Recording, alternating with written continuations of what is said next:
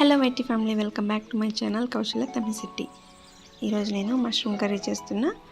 దీనికోసం మనం ప్యాన్ పెట్టి ఆయిల్ వేసుకొని అందులో పోపు దినుసులు, ఆవాలు, జీలకర్ర, పచ్చిమిర్చి, పచ్చిశనగపప్పు, కరివేపాకు యాడ్ చేసుకోవాలి.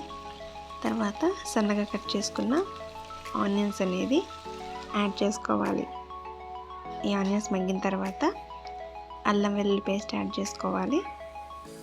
ఈ అల్లం వెల్లుల్లి పేస్ట్ పచ్చివాసన పోయేదాకా కలుపుకోవాలి.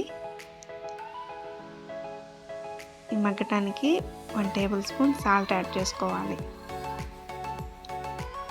సాల్ట్ యాడ్ చేసుకొని మీడియం ఫ్లేమ్లో పెట్టుకొని కలుపుకోవాలి. ఈ ఆనియన్స్ కొంచెం మగ్గిన తర్వాత ఇందులో మనం ముందుగా కట్ చేసి ఉంచుకున్న మష్రూమ్స్ అనేది యాడ్ చేసుకోవాలి.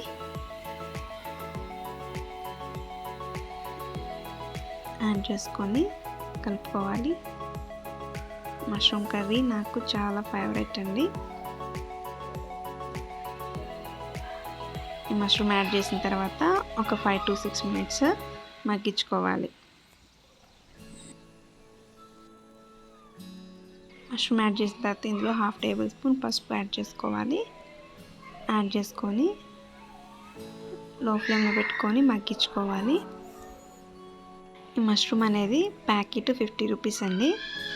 బట్ ఇంత కర్రీ చేసిన పర్ఫెక్ట్ తింటే ఒక్కరికే సరిపోతుంది. మష్రూమ్ అనేది కొంచెం కుక్ అయిన తర్వాత ఇందులో 1 టొమాటో యాడ్ చేసుకోవాలి.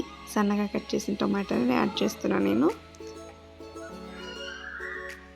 ఒక 10 మినిట్స్ తర్వాత ఇవన్నీ కుక్ అయిపోయినవి. ఇప్పుడు ఇందులో 1/2 టేబుల్ స్పూన్ కారం యాడ్ చేసుకుంటున్నాను నేను.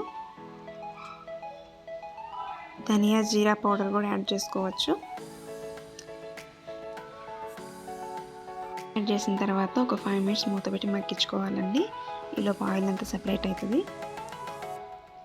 కర్రీ అనేది మగ్గిన తర్వాత మనం లాస్ట్లో కొత్తిమీర అనేది యాడ్ చేసుకోవాలి. నేను యాడ్ చేసుకుంటున్నాను. యాడ్ చేసుకొని తిప్పుకోవాలి. మనకి మష్రూమ్ కర్రీ అనేది రెడీ అయిపోయినట్టే. వీడియో చూసిన వాళ్ళు ఒక్క లైక్ చేయండి. మన ఛానల్ని కొత్తగా చూసే వాళ్ళు సబ్స్క్రైబ్ చేసుకోండి. మా వీడియో నచ్చితే like, share, subscribe. Thank you for watching.